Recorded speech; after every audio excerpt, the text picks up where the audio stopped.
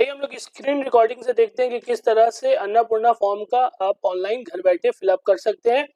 सबसे पहले आपको कोई भी ब्राउजर में आना, मैं यहाँ पे गूगल ब्राउजर ओपन कर रहा हूँ। ब्राउजर में आके उसके बाद आपको socialsecurity.wp.gov.in या आप सिंपल गूगल पे सिर्फ टाइप करेंगे अन्नपूर्णा भंडार तो वो पहला साइट खुलेगा। देखिए यहाँ पे आ रहा है family level data collection portal. आप यहाँ पे क्लिक करेंगे। मैंने पहले ही अपनी वीडियो में दिखा दिया है कि किस तरह से फिजिकल जो है फॉर्म फिलअप करना। मैं इस वीडियो में आप लोग को दिखा रहा हूँ कि किस तरह से ऑनलाइन फिलअप करना है, क्योंकि मेरे बहुत सारे व्यूवर्स जो है वो ऑनलाइन फिलअप करने के लिए कह रहे थे कि उन्हें किस तरह से फिलअप करना। तो ऑनलाइन फिलअप करने से पहले आपको बता दें कि जैसे ही आप इस साइट पे आएंगे फैमिली डेटा कलेक्शन पोर्टल, यहाँ पे दो विंडो खोलेगा। एक है डिपार्टमेंट ऑफिसर लॉगिन और एक है सिटीजन फैमिली लॉगिन। आपको यहाँ पे क्लिक करना है एक्सेस सिटीजन पोर्टल। इसके बाद आपको यहाँ पे चूंकि ये पूरा वेस्ट बंगाल के लिए, तो आप किस डिस्ट्रिक्ट के लिए या किस डिस्ट्रिक्ट से आप फिलअप करें आपको यहाँ पे वो क्लिक करना है। जैसे मैं आपको डेमो के लिए कोलकाता का दिखा रहा हूँ, तो कोलकाता म्युनिसिपल कॉर्पोरेशन KMC। उसके बाद रजिस्टर्ड मोबाइल नंबर, वो नंबर देना है जिस नंबर में आपका आधार लिंक किया हुआ है। तो नंबर टाइप करना है। नंबर टाइप करने के बाद यहाँ पे जो ये कैप्चा सिक्योरिटी कोड है इसको टाइप करना है। और टाइप करने के बाद देखिए एक OTP जाएगा। जो नंबर आपने दिया उस नंबर पे एक OTP जाएगा, बस आपको OTP वेरीफाई करना है। देखिए ये OTP आ गया है।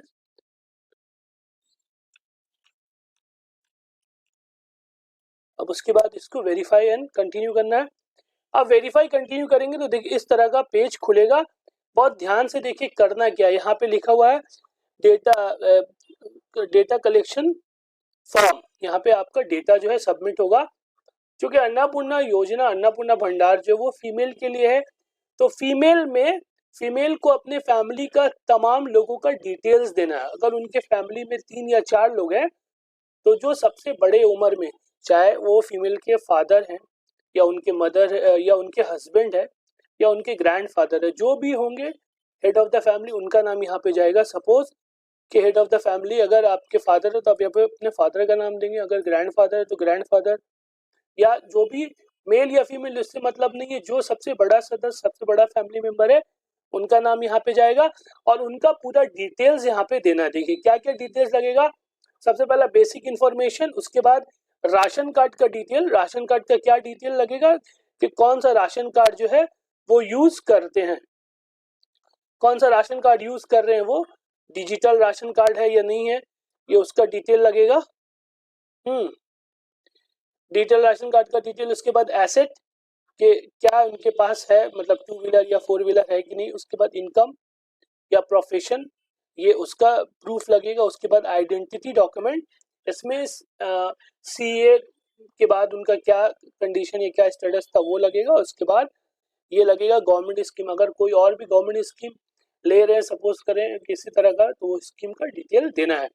और ये है पूरा फॉर्म, ये फॉर्म को भरना है। और अगर आपके फैमिली मेंबर में एक से ज्यादा यानी 2, 3, 4 लोग हैं, जितने लोग हैं आप यहाँ पे ऐड फैमिली मेंबर में यहाँ पे आप फैमिली मेंबर ऐड करेंगे, यहाँ पे ऑटोमेटिक ये मेंबर यहाँ पे ऐड होता चला जाएगा।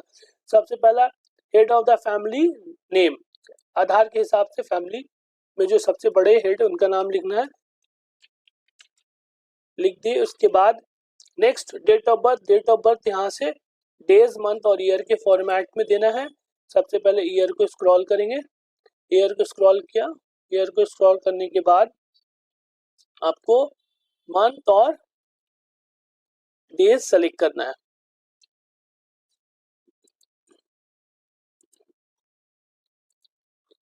इसके बाद जो भी head of the family member है उनका जेंडर, मेल या फीमेल जो भी है वो सेलेक्ट करना है। उसके बाद कैटेगरी सेलेक्ट करना है कि कौन सा कैटेगरी है उनका, अनरिजर्व्ड है या शेड्यूल का, शेड्यूल ट्राइब या OBC, जो भी कैटेगरी है वो कैटेगरी सेलेक्ट करना है।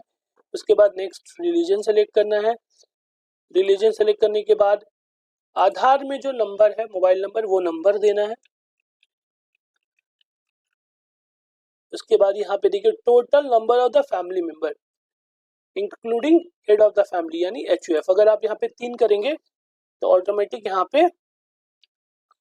यहाँ पे देखिए 3 ऐड हो गए, हेड ऑफ द फैमिली और ये 2।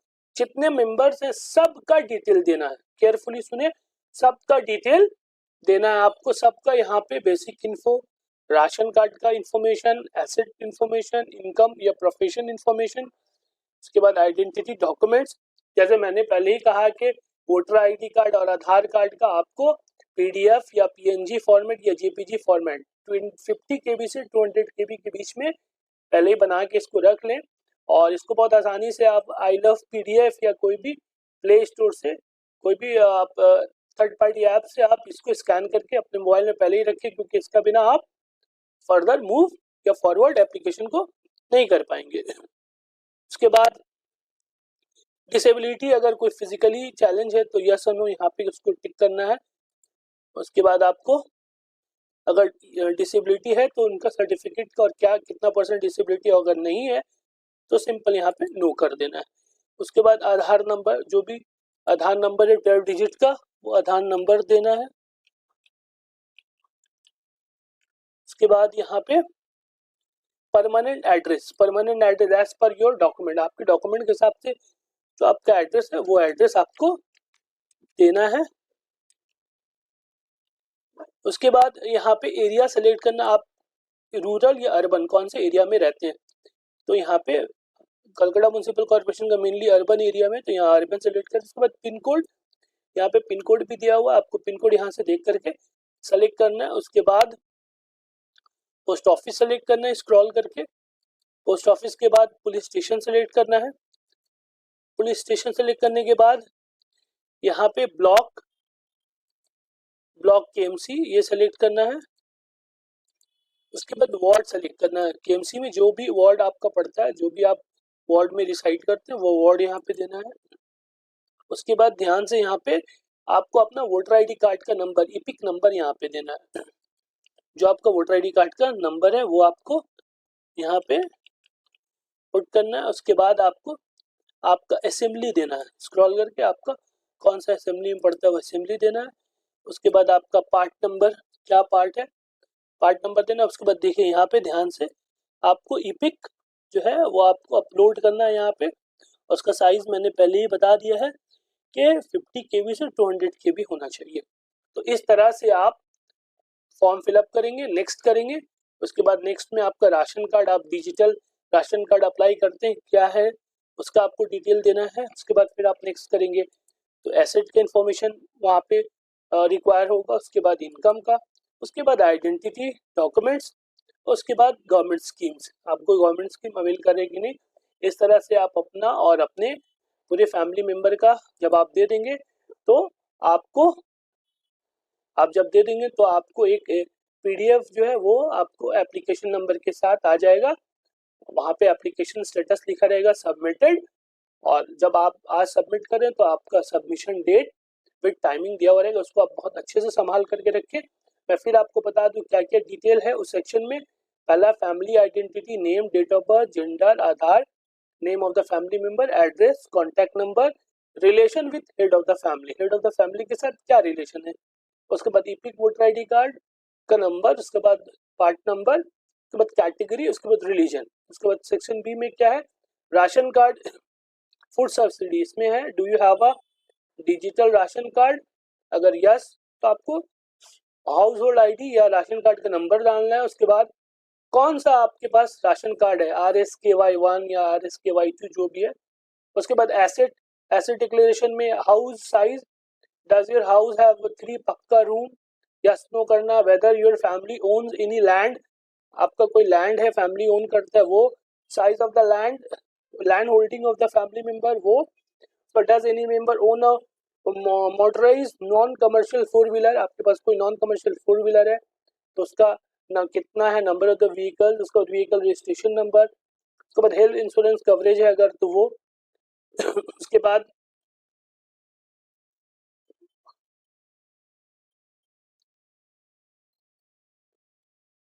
उसके बाद आपको इनकम का सेक्शन है। इनकम का सेक्शन में डू यू पे इनकम टैक्स और professional tax, do you have a pan card, pan card है तो पैन कार्ड का नंबर देना। फिर नेचर ऑफ द एम्प्लॉयमेंट, आप क्या काम करते हो, एजुकेशनल क्वालिफिकेशन। उसके बाद आ रही है गवर्नमेंट पेंशनर, आपको क्या गवर्नमेंट पेंशन मिलता है, फिर इसके बाद are you registered under GST, आप जीएसटी फिलअप करते हो और आपका टोटल फैमिली इनकम, ये है इनकम और प्रोफेशन सेक्शन से।